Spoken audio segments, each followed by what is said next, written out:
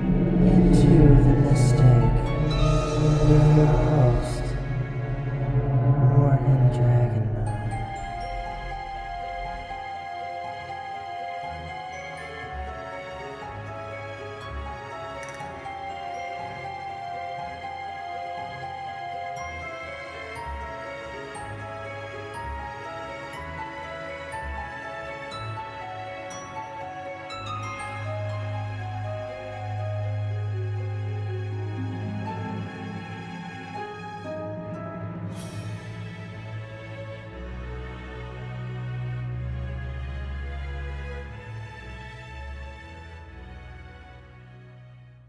Good evening, my dark family and light family.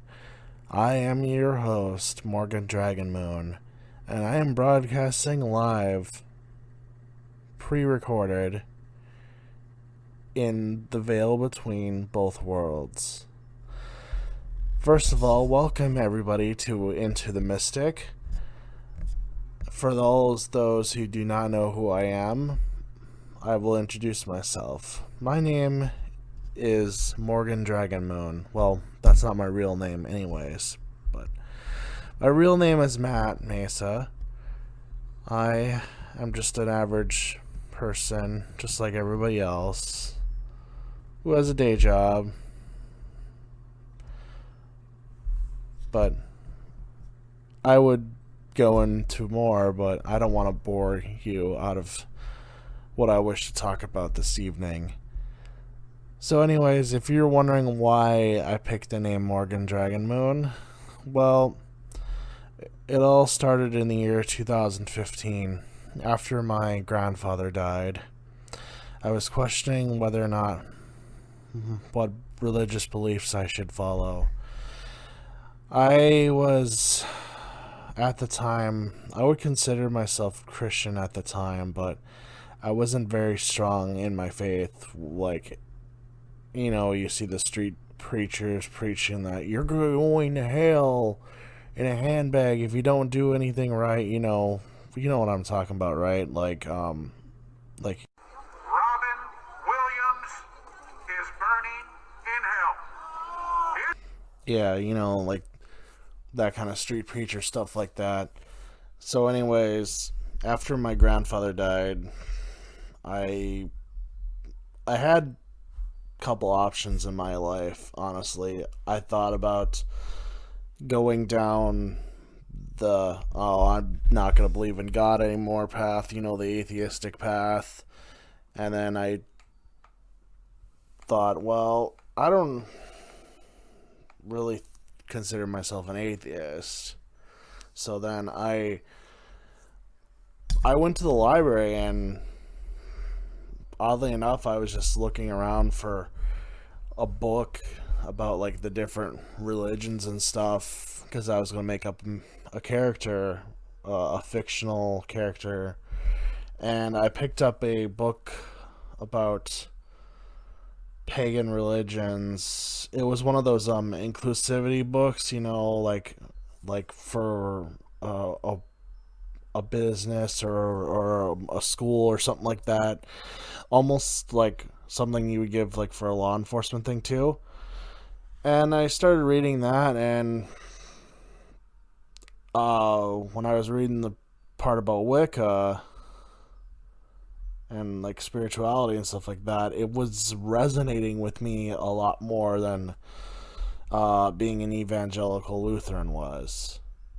So I became a born again pagan. That's what some people in the pagan community would call it. And I really don't consider myself practicing religion. I more or less practice a spirituality path. But if I did call myself a religion, I would say it is Wiccan. And I would consider myself a witch. Not like the, I'll get you, my pretty, and your little dog, too. because most people will automatically assume, like, when you say witch, you're like the Wicked Witch of the West in The Wizard of Oz. and they would be like, well, are you a good witch or a bad witch? And, well, in my experience, I don't believe in good or bad. It's more or less just two sides of the same coin in this reality. So then once I told my parents that, they were kind of very concerned about it because, you know, they thought I was going to be joining like some kind of cult or something, and like my mom kind of compared it to Scientology or whatever. I don't know. It's all water under the bridge. But anyways, that's kind of like a brief summary of how I got to this point. And yeah, I've been a witch since 2015. So kind of give you a quick summary. I was born September 2nd, 1990 in a Presbyterian family. Then after the flood of 97, we still went to the First Presbyterian Church in Grand Forks, but for some reason my family was having issues with their leader or something, so then we decided to go to a different church, and we went to the Cottonwood Community Church in Grand Forks, and we were members of that for a while. Then afterwards we didn't really go to church anymore, and that's kind of where it's been that, and that's kind of how I ended up converting to a different religion. So anyways, enough about that.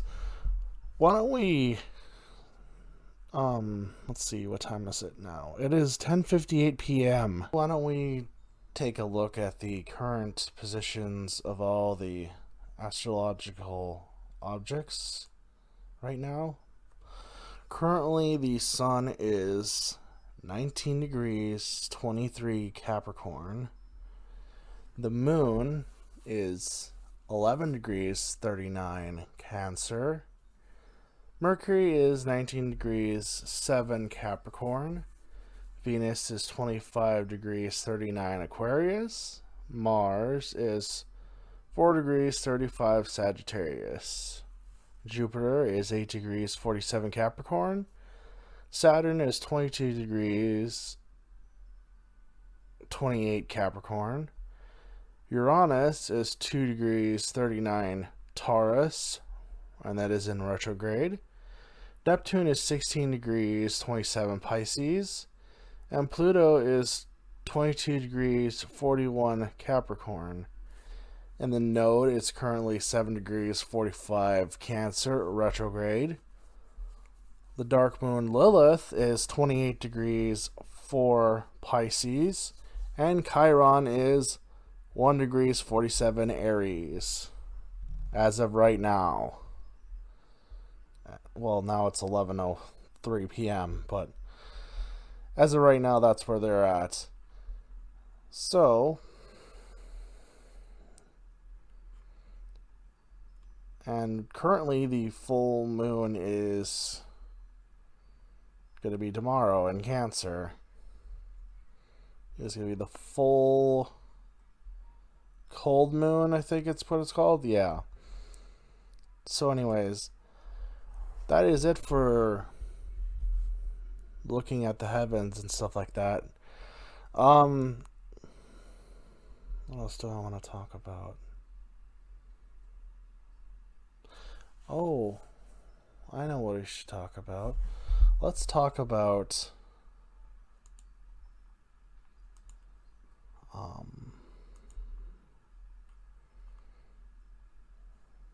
what would be a good thing to talk about?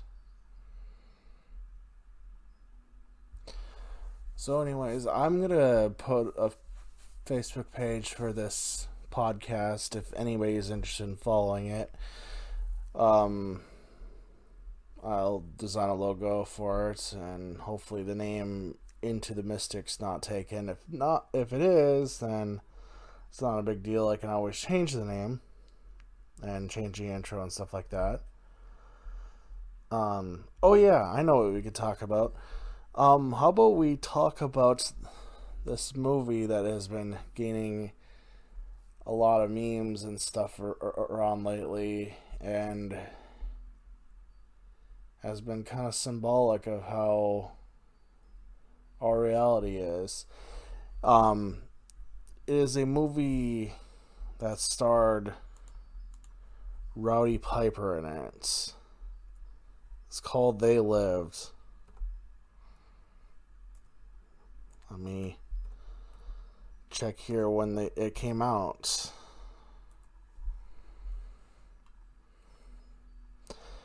They Live came out in the year 1988. It was released on November 4th. The running time is 94 minutes long, and had a budget of $3 million. It ended up getting a box office of $13 million.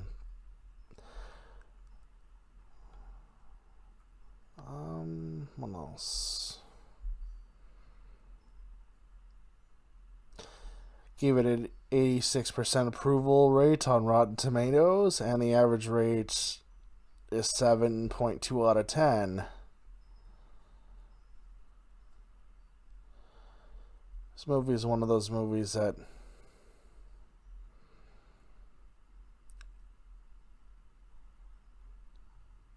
very well-known movie, and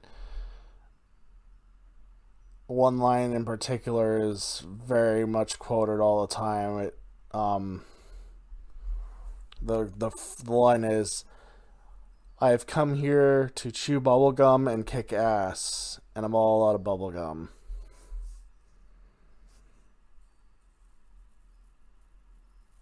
And it looks like in the video game Saints Row the 4th, they had a They Lived level towards the end of the game, and you get to unlock Roddy Piper as a combat ally. Interesting. So you're probably wondering, what is this movie about, and why has it gotten a cult following, and then now it's entered popular culture and impacted street art and stuff like that? Well, the premise of the movie is there's a drifter who gets a construction job, and he hears a street preacher talking about a group of people that have been recruited to control the rich. That have recruited the rich to control the humanity and stuff like that. You know, kind of like the whole Illuminati.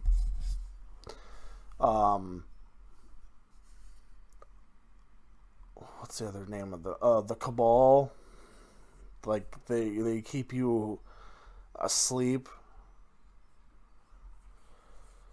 Like, they don't want you to realize that, hey, you're actually in a controlled reality, and they have control over you, because they rather just feed off of you, kind of thing. So basically, the movie is about that, and these aliens that are controlling people look like they have like a skull face, and they're like grayish. They just look awful. And then he gets these special sunglasses that actually could see all this stuff, and the sunglasses are like symbolic to you opening up your third eye. So like he could see the aliens, whereas if you don't have them on, they look just like us. And it's a really good movie. I highly suggest you watch it. It is very informative. And there's one part in the movie that is probably my favorite part, where he sees one of the vendors selling stuff, and he's holding money in his hand, and when he has the glasses off, it's like regular dollar bills and stuff, but then when he puts the sunglasses on, it says, "This is your God," referencing how most of the non-awakened masses worship money like it's a god, and they pretty much live their life by money and stuff like that. which is pretty sad in my opinion.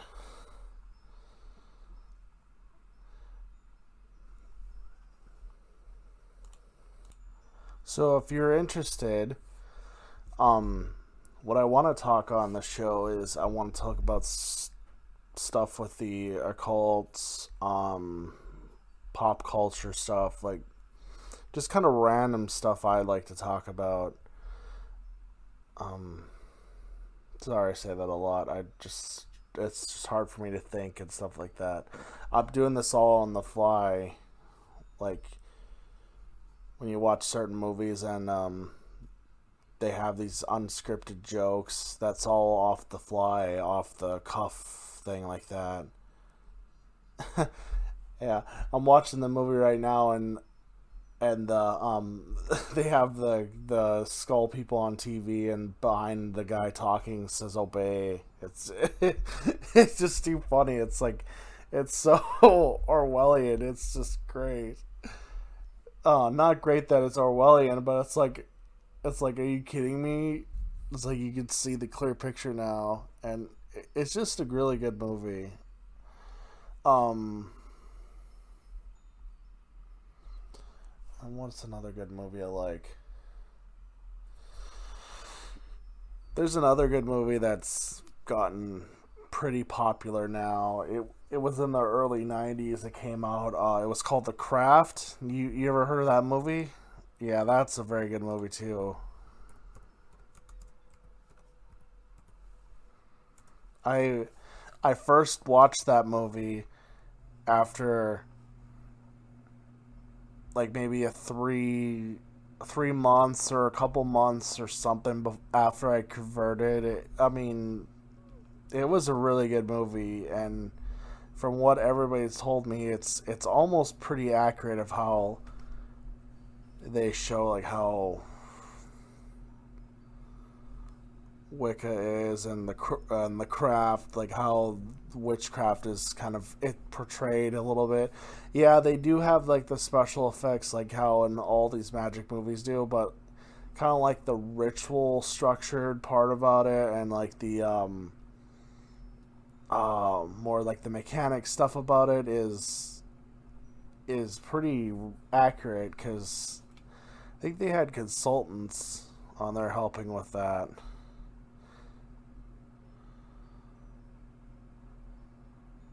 Yeah, from what I heard.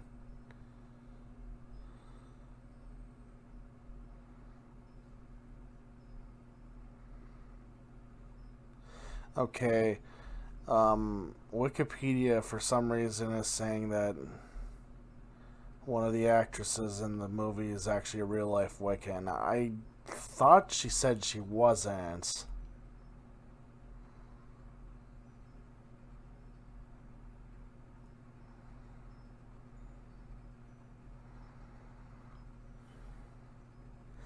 I know she owned like like an occult store, but I don't think it actually is. If she is, then that'd be really interesting. Because then I think she might have been one of the people that helped them like make all the stuff as realistic.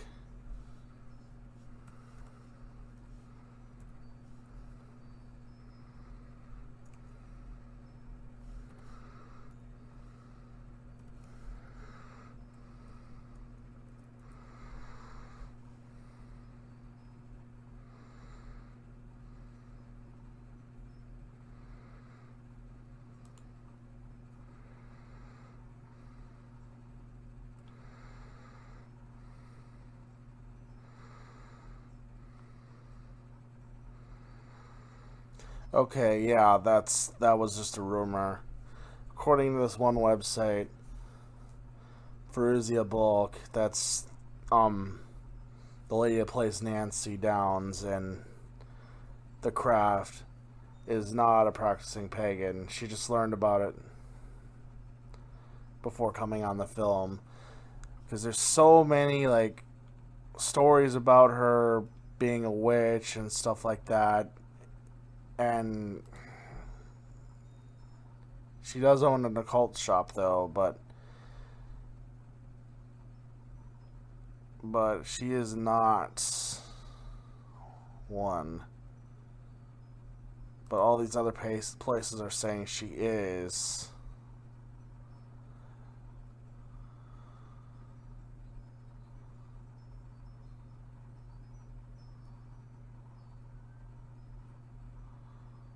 Okay, there's another site that's saying she is. You guys be to decide. I honestly don't know. I think she is. But she might be back in the broom closet, in my opinion. I honestly don't know, though. But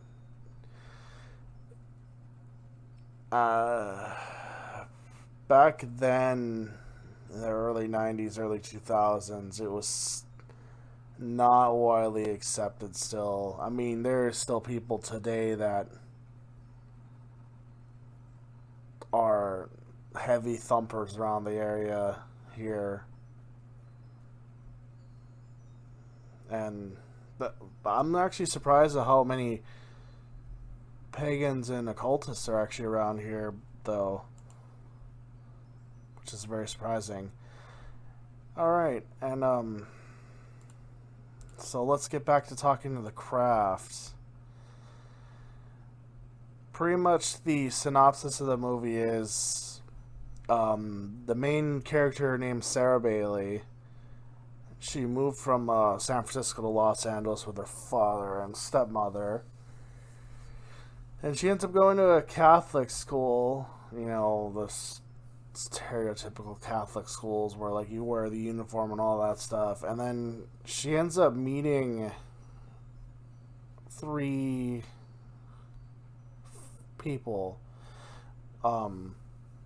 First one's Bonnie Harper, who has burn scars from an auto accident. Nancy Downs, who lives in a trailer and her stepfather's abusive, and Rochelle Zimmerman, who is an African American and subject to racist bullying from a group of white girls, you know. So then she finds out that they're all witches, and they notice that she actually has abilities. Like, there's a scene in the class where she's staring at a pencil and causes the pencil to stand straight up on the tip, and then as soon as one of the people notice her, it falls back down. And they recruited her into their coven. And, well, pretty much they needed a 4th person to become more powerful, and they ended up using their spells and stuff like that to help improve their lives. Like, Bonnie starts to miraculously heal. Rochelle's racist bully starts to lose her hair. Nancy ends up pushing hers a little bit further by causing her stepfather to have a heart attack and die. And that causes Nancy and her mother to cash in on his life insurance policy and move into a better place.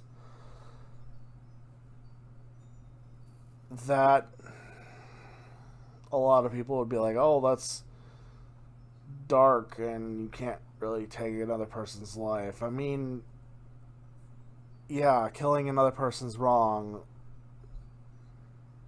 but it's just like there's a lot of gray and stuff like that. I mean, yeah, in real life, it's harder to do that in real life than it is to do in fiction, but I'm not going to go off of that tangent right now because it would take too much time to talk about that.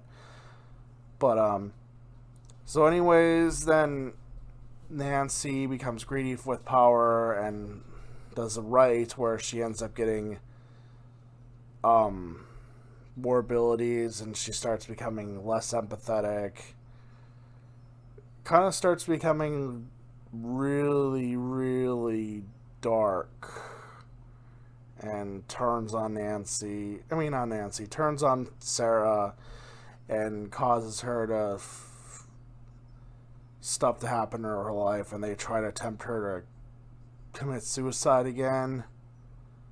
But Sarah ends up invoking the spirit, heals herself, and then she scares off Bonnie and Rochelle and defeats Nancy and binds her from ever doing anything again. And then Bonnie and Rochelle try to make amends with Sarah, and they think that Sarah doesn't have her powers anymore. But what they don't realize is that she still has them, and she's still pretty powerful. Because Sarah is not using her powers for selfish reasons, she's using them for just reasons, I guess. But yeah, Bonnie and Rochelle are pretty much the same after the whole thing ends, but Bonnie doesn't have like her scars anymore, they're gone still. I'd say that the worst thing that happens to any of the three is what happens to Nancy. She ends up losing her powers and is pretty much committed to a psychiatric hospital, because there's some people that told me that if you have mental issues and like disability and stuff like that, and you mess with stuff in the occult, or like you start dabbling in the occult, it can mess up your mind. It all depends, though. You have to have a strong will and a strong mind to do stuff with magic and everything like that. Alright, so we are at almost 27:30 in this show. I'm probably going to wrap it up around the 30-minute, 40-minute mark. I don't want it to be super long, so what else do I want to talk about? Oh,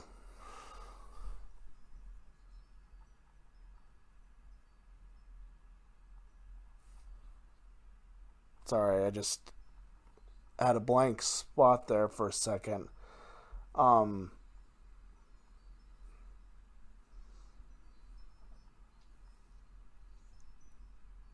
Yeah, I also, I'll talk about my business a little bit here.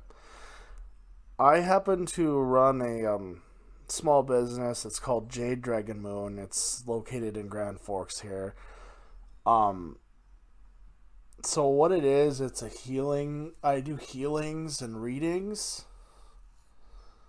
Like with oracle cards and stuff like that. I do practice tarot, but I'm not very good at tarot yet. But eventually I will be. And I also do sell products as well. I sell essential oil blends. I also sell essential oils, crystals. Eventually I'm going to sell incense, smudges, the whole metaphysical, new age occult stuff. My goal is to kind of have a store in Grand Forks, like who I describe as an example, like Crystal Rock Healing in Fargo. They have a really neat store, but it's more or less like a crystal store. It's not really a metaphysical store. I guess a good store to compare would be the Eye of Horus in Minneapolis, even though I've never been there before. The one store I've been to that I really liked was Crowhaven Corner, and that was in Salem, Massachusetts. If you ever go out to Salem, Massachusetts, you need to check out that store. That is an amazing store. It's the oldest shop in Salem. The person that runs it is amazing. Her name's Lorelei. She also has an Airbnb above her shop. She's a really nice person. Very good store. Very lovely people. You need to check them out. Salem's got a lot of great shops in that town. I might just talk about Salem for the last little bit. This is just to let you know about it. I mean, I've always wanted to go to Salem ever since I was a young kid. It more or less kind of got that way when I watched Hocus Pocus. But then, like, I read so much about how Salem is and their culture and history, and it's like, I really want to go check that town out. And I happen to have the pleasure of doing that in the year 2018. I went in June, or was it July? I can't remember what. I think it was June, because it was during the lunar eclipse, and it was just really powerful energy from that place, and it felt really good. I mean, I loved it there. The atmosphere was amazing. The people were nice. It was just a great place. I felt just at home there.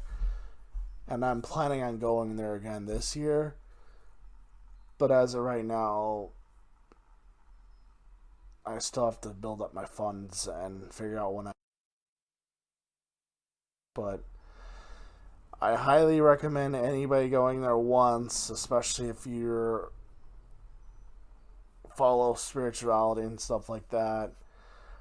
If you do ever want to go during Halloween, I suggest you book in advance for a hotel, because they sell out like crazy, and the population of the city gets so big during that time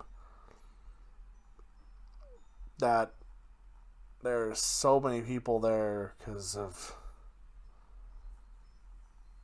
Halloween and stuff like that. It's just packed. But one thing I highly suggest, if you're out and about there on Halloween night,